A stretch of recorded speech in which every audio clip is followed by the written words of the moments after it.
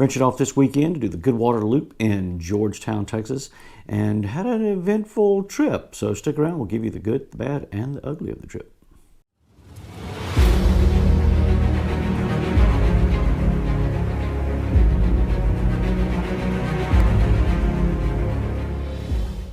Now, doing a route like this, you start off with a short road walk, and it's probably about a mile and change. You walk across the dam that is used to back up the lake. Going into the trip, we knew that the forecast called for rain, and I can promise you it did not disappoint. We spent about 2/3 of Saturday getting rained on.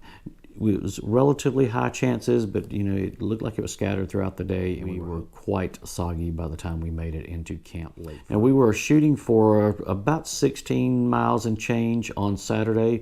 We had reservations to spend the night at Tejas Camp on the far west side, and so we got in there just before dinner time, and that included about an hour break that we took hiding in some bathrooms at Jim Hogg Trailhead. We sat there and just kind of waited off one storm.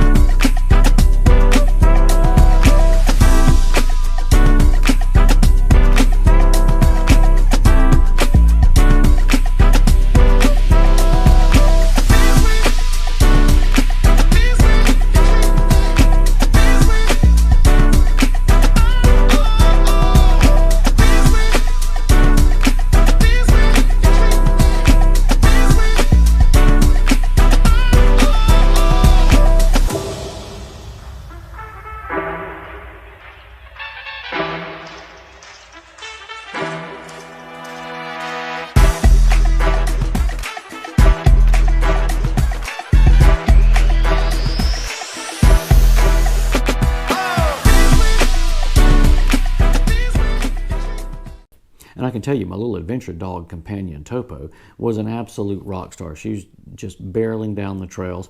But I noticed that she slowed down about a mile before we got to Tejas, which it was raining really hard on us at that point. And we were starting to get some lightning and thunder, so I thought by then she was probably just a little bit tired. She was walking fine. She just slowed down a little bit.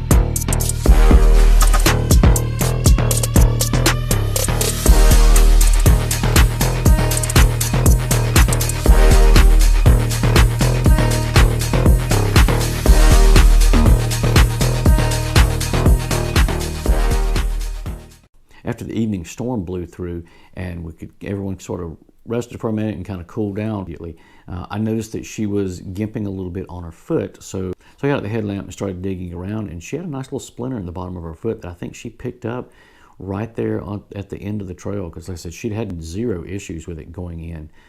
So popped that out of her foot. We jumped up first thing the next morning, started packing up, loading up, and she was walking much better. She looked much better, but you could still tell when she would stop, she would pick that foot up and hold it just a little bit. So in my head, she was still sore on it, and I didn't want to, it wasn't her fault, her foot was hurting, so I wasn't going to continue to push her and make her hurt it even more. So at that point, we aborted the rest of the hike, loaded her. But all in all, really liked the trail. It's a nice, relatively flat, not a ton, at least on the northern side. Terrain is a little bit rocky. We went into it knowing it was going to rain, and it was probably going to suck just a little bit, but expecting to enjoy the uncomfortableness of it. So we were embracing the suck, and Mother Nature did not disappoint. So if you get a chance, go out there and check out the Goodwater Loop.